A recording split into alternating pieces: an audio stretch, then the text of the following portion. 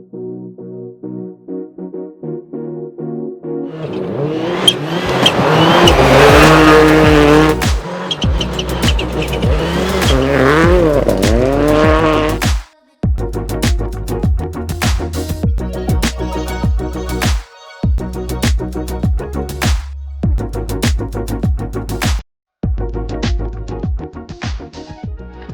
da var dagen kommet. Det er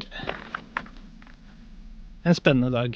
Vi er på Skreia, noen timer fra Oslo, og jeg skal oppleve min store drøm i livet, og det er å kjøre VRC-bil. Og den bilen er så grom. Jeg har fått muligheten til å kjøre etter å ha tenkt mye på dette veldig lenge, og bilen, det er en Skoda Octavia VRC. Jeg er så spent. Jeg har sovet litt dårlig natt, så jeg er litt sånn smånervøs. Jeg har ikke kjørt rallybil på 2 år. Men jeg har trua på at det går bra. Nå skal vi først snakke med han som kjøpte bilen, Espen. Og han skal gi oss en god innføring. Hallo, Espen. Hallo. Fy faen, du har kjøpt noe gærent. Du har kjøpt noe skikkelig. Ja, Eon Alexander Vår har kjøpt oss VRC-bil da. Fy faen, se på den der. Herregud. Og dette skal jeg kjøre. Ja, du skal jo det da. Jeg vet ikke. Jeg er litt nervøs ut. Jeg er veldig nervøs. Det er godt å høre. Ja, jeg er nervøs, ja. Ja, men dette blir bra, dette. Ja. Kan ikke du fortelle oss litt om bilen, da? Gå en runde. Det er jo da en Skoda Octavia VRC Evo 3, siste versjon. Denne bilen ble skrotet på Kypros i 2003, siste løpet før det gikk over til Fabian.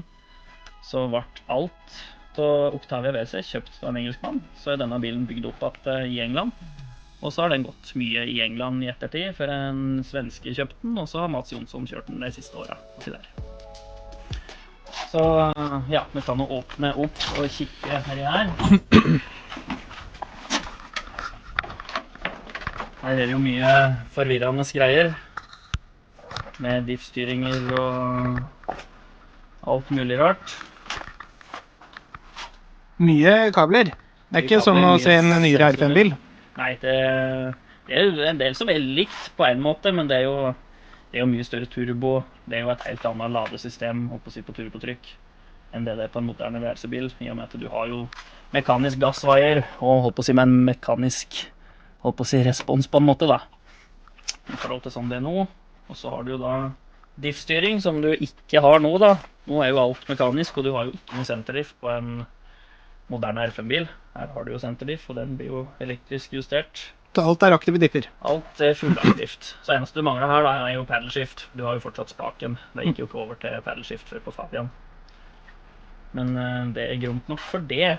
Ja, det er ingen tvil om. Herregud. Og det er svær innsug da. Herregud, se på det. Bra dempertårn da. Skal tåle litt dette. Dette skal tåle Akropolis og Safari, dette. Ja. Så det skal være solid nå. Det er jo ikke mye som minner om en moderne rallybil inni her heller, håper jeg å si. Det er jo relativt mye knapper og trykksikringer og diverse, men det er jo...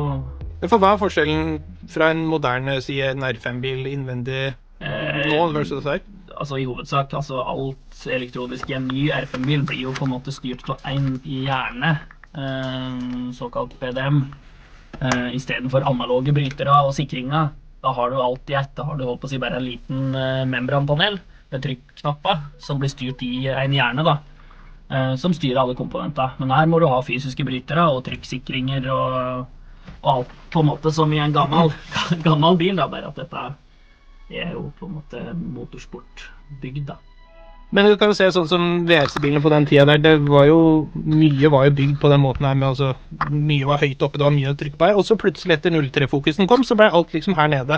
Ja, da vekt og skue i senter og ned, og da ble det mer sånn, og elektronikken nå skjøt jo fart på en måte med utvikling, og i og med at det kom jo PD-moduler og alt sånt som gjorde at elektronikken ble mye enklere. Ledningsnettet ble lettere, ja, mer kompakt, og at alt gikk jo mye mer automatisk da. Du skal ha brytere på rattet og nede der, ikke noe sånn tjafs og pirk her, ting skjer på seg selv. Ja, så det er en stor forskjell der sånn sett da. Ikke sant. Og her har vi da hydraulisk ombrekk. Ja. Vi har sekvensiell girspak. Ja. Med sensor på, fortell meg. Ja, det er jo en sånn load-cell i girspaken. Så når du drar i girspaken, så kjenner den til at det er bevegelse der, og da kutter den tenninga. Og frigjør da på sin momentet i motoren, så du kan holde full gass og bare gire. Og da går den lett over i gir. Se her. Her sitter man jo godt da, med stående pedaler, det er deilig. Hva er det vi har på siden her da? Fortell litt om disse knappene her. Ja, det er jo, holdt på å si, diff-styring og responsprogram da, altså anti-lag. Så det er jo to forskjellige map på diffene. Og så er det jo road mode på diffene, og der er stage mode. Og så er det map på respons. 1 så 1 på, 2 så 1 på, 3 en fryktelig aggressiv. Ja, 3-eren var det vi ikke skulle røre i dag, var det ikke det? Nei, det skal vi ikke røre i dag. Baki så er det diverse vasstanker og reservehjulsholder, litt av hengekøye og ymse, jekk og... Så hva er det ser det dette for noe? Det er vanntank til spylerdyser som sitter på interkuleren for å kjøle interkuleren. Ja. Og så er det vanlig spylertank til frontruta. Og så er det jekk. Der skal jo reservehjulet egentlig ligge. Det er jo greit å ta ut det, hvis man skal ha lettest mulig bil. Absolutt, vi skal jo kjøre fort i dag. Så Bakgjerdet, hva er dette for noe? Er det bensintanka? Bensintank. Det er ikke originaltanken, for det er ikke å få tak i godkjente originaltanker uten å betale 1 million for det. Så da ble det satt i en sånn tank. Du hadde jo ordnet en veldig kul rekkebil. Ja. Det må du vise oss, for den var litt, hadde jeg ikke forventet. Nei, det kom ut en bil som jeg bare måtte kjøpe her forrige uke. Så det er jo en Skoda 130 GL. 130 LR heter jo den som de kjørte rally med. Det er jo samme bilen, bare at dette, ja, jeg vet egentlig ikke helt forskjellen på deg. Men det er jo en 1,3 liters hekkmotor, og ja, Jon Haugland kjørte jo sånne på 80-tallet, og var jo stor helt i Tsjekkia, og kjørte jo mye britisk rally, så da måtte jeg dekorere denne da, likt som en Jon Haugland kjørte den på RAC-rally da i 87. Og det har du gjort på 4 dager, for den var den bare hvit når du kjøpte den? Den var bare hvit når du kjøpte den. Herregud, på 4 dager så ser den jo ut som... Eller han var grønn, for han var jo helt måsegrudd hele bilen. Åja. Herregud, hva du får til, det er helt sjukt. Så her har du fått ordnet det her. Ja, men dette er spennende. Ja. Dette er bare å glede seg til, håper jeg. Men skal vi kanskje ta en titt på løypa, eller se titt på rallycrossbanen og se hva vi skal kjøre? Vi kan gjøre det. Kult. Skal jeg kjøre først, og du kjører etterpå? Ja, vi skal ikke... Vi har masse tid. Ja, vi har masse tid. Vi har satt av... Full tank, da. Vi har 3 timer til avkjøring, ikke til avkjøring, det er viktig å si. Ja, det skal vi ikke gjøre. Til å kjøre på. Er denne like stram som Octavian, eller? Ja. Hører du det? Ja, ikke noe krenging på denne. Nei. Nei. Få med skrens på gamle 130 Oi, der oi, også. oi. Hvor mye hester var det, sa du? 50 hester. Oi, oi, oi, ikke verst. Oi, oi. Kassettspiller, da. Kødda ikke med den. Hæ? Jeg kødda ikke med den. Oi, oi, oi, dette er jo helt gammeldags originalt. Fy faen, Ja, ja, ja. dette er jo helt rått. Så her holder vi inn. Holde inn, rett bil ut på grusen. Ja. Treagir rundt der. Treagger ut av svingen. Ja, hei rundt hele svingen, og fjerde, og så går du ned til trea. Ja. Den har jo treagersving. Holder oss litt i det løsel, så vi kan... Ja, kan holde litt på inneren. Så rundt, knekker rundt her, også på treagir. Også på treagger. Ja. Og så holde inn der, så du får en best mulig sving ut. Ja, og så akkurat i utgangen kan du gire fjerde. Du ser jo sporet her, og så Fy faen, de bremsene her. Disse er bra. Skal ikke klage på disse. Tenk når Jon Haugland ratta rundt i RAC-rally med denne her. Fy faen, tenk deg det. Men det er jo grom den her da, 53 hester. Ja, visst faen. Er det ut å få vise hvordan man faktisk skal kjøre denne bilen. Jeg har ikke kjørt rally på 2 år, så jeg tenker at det, rett inn i en VRC-bil, det er god måte å skrape rasterus på, var det ikke det du sa? Jo, Ja. kanskje vi skulle skrive om at den kontrakten litt mer økt verdi på bil. Økt verdien litt, ja jo. Jeg skal ikke kjøre så fælt, men vi får se hvordan det går da. Åh!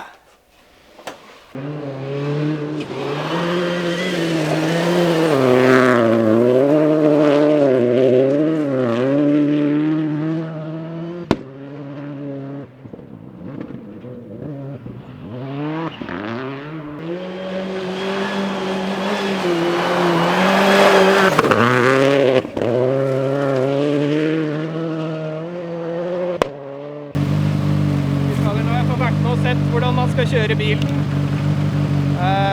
Espen kan kjøre bil, å herregud, og bilen reiser, i hvert fall på Pasdalen. Bare nappe på gir. Ja, nå gjelder det. Nå må vi ut og prøve.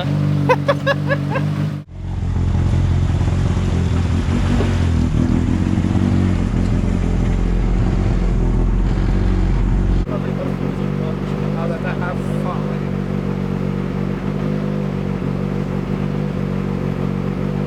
Da prøver vi da. Da skal drømmen oppfylles. 20 års tenking, mye vurdering, og nå er dagen. Så er du nervøs, Espen? Det går egentlig ganske bra. Han er ikke så nervøs, da. Nei da. Skal ta det rolig.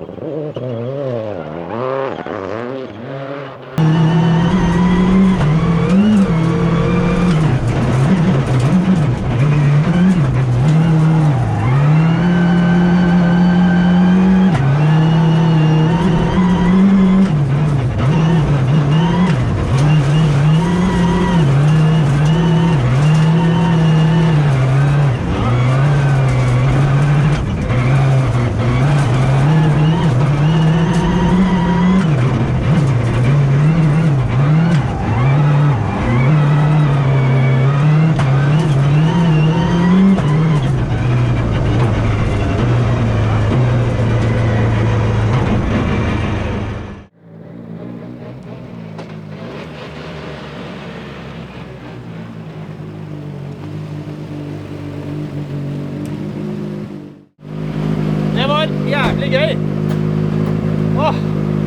Det går så jævla fælt, men så er den så lett å kjøre. Jeg skjønner at jeg er litt nervøs, jeg må være litt mer konsekvent, ikke så mye av og på. Men nei, fy faen så gøy. Det er totalt verdt det. Totalt verdt det.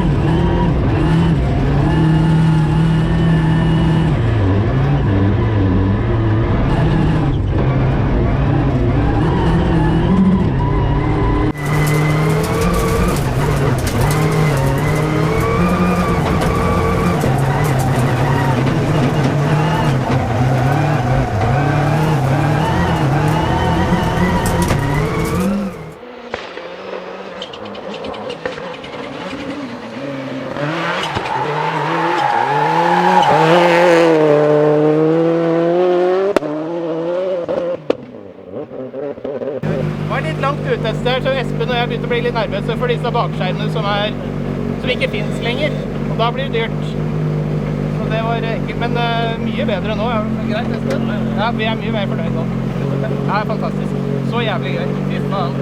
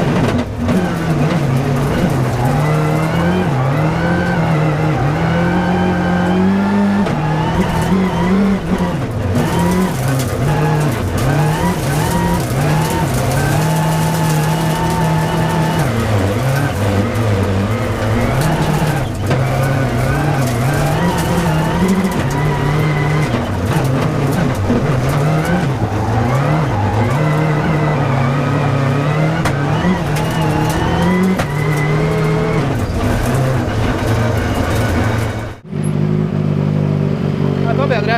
Fikk jeg til med skript. Det var ikke verst. Det var litt mer konsekvens på bremsing og... Så nå er siste runde etter her. Ja, med fatteren, og så er vi ferdig.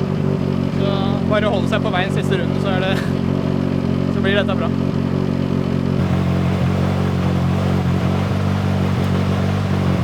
Viktig å ha med en far. Se hva han har følt med på rally så mange år, så nå må jeg gi en muligheten da. Eller jeg har tvingt den. Han vet ikke om han var så gira, men jeg tvingte den likevel.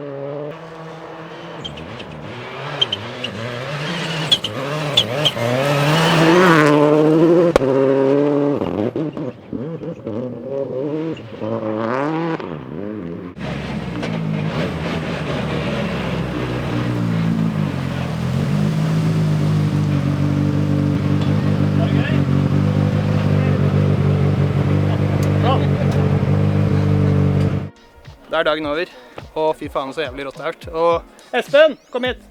Er du roa deg litt nå? Ja, så du kunne kjørt sprintrally med denne, du? Neste år da. Ja. Nei, jeg synes du kjørte kjempeprogresjon. Ja. Du kjører fortere ned ut på her, så det er bra. Det tror jeg ikke. Ja, jeg kvir meg kanskje mer. Ja, nei, det er noe, jeg vet ikke om det er bra eller ikke. Ja, men du kjørte kjempefint. Nå, det så jævla fint og kontrollert ut, ikke noe... Jeg rota litt over nå, men det er sånn er det. Ja, det så ikke mer ifra, så nei, da er det greit. Jeg tenker at du kjørte jævla fint. Ja, det er bra. Ja. Tusen hjertelig takk. Jo, takk det her er drømmedagen min, og det ja, her var eneste måte å få til. Det har vært helt konge. Ja, du synes det? Ja, virkelig. Takk selv. Tusen hjertelig takk. Ja, dette var topp. Tror vi kommer til å prøve å få bra med film også, for dette her har blitt godt dokumentert fra alle kanter, både med mobiler og in-car. Og... Bare å selge til BBC og alt som er, ja, så... jeg tror skal folk synes det er gøy å se, og ikke minst finne klippet til Thor. Det tror jeg gjør hele filmen. Ja, så visst. En gang når jeg har tid, så skal jeg klippe den. Det er jo spennende å se. Hjemmefra, tusen hjertelig takk igjen. Altså. Det virker veldig bra. Takk selv.